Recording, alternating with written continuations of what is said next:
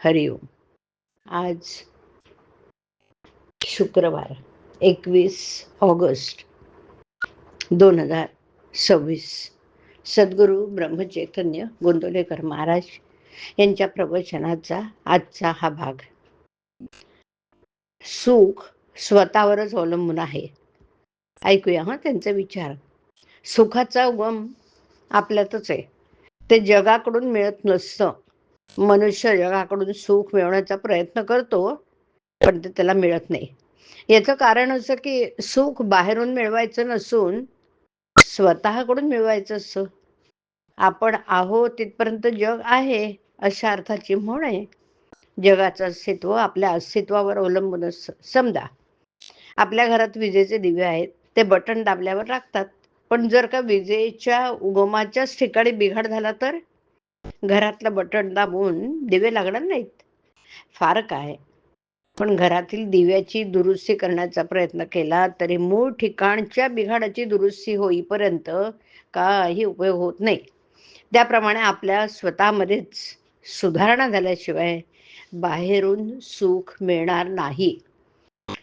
समुद्र सर्व पृथ्वीच्या पाठीवर दूरवर पसरलेला आहे, पण असं कधी झालंय का की अमुक एका ठिकाणचं पाणी कमी खारट? तसं जगात कुठेही गेले तरी सुखाच्या बाबतीत अनुभव सारखाच येणार. म्हणजे सुख जगावर अवलंबून नसून स्वतःवरच आहे, आणि त्याला उपाय म्हणजे स्वतःचीच सुधारणा करणं हा आहे. आता ही सुधारणा कशी करायची?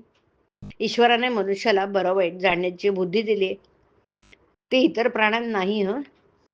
त्या बुद्धीचा पुरेपूर उपयोग करून आपण वाईट गोष्टी करण्याचं टाळायचं आणि चांगल्या गोष्टी करण्याचा प्रयत्न करायचा. वाईट गोष्टी टाळणं प्रत्येकाला शक्य आहे, कारण त्यात कृती न करणं एवढंच काम असतं, आणि ते कृती करण्यापेक्षा केव्हाही सोपंच. चांगल्या गोष्टी सर्वांनाच करता येतील असं नाही. सारांश, सुखी होण्याचा मार्ग म्हणजे वाईट गोष्टी करण्याचे विचाराने टाळावे आणि चांगल्या गोष्टी शक्यतेनुसार करीत राहाव्या. आणि हे सर्व करताना सर्व काळ भगवंताचं चिंतन करावं. असं केल्याने सुख मिळेल. जगाकडून सुख मिळेल ही कल्पनाच चुकीची आहे. तुझे आहे तुझं पाशी, परी तू जागा चुकलासी. आपण स्वतः जगासारखे वागत नाही किंवा भगवंतासारखेही वागत नाही, मग जगाने आपल्यासारखे वागावे असं आपण का म्हणावं?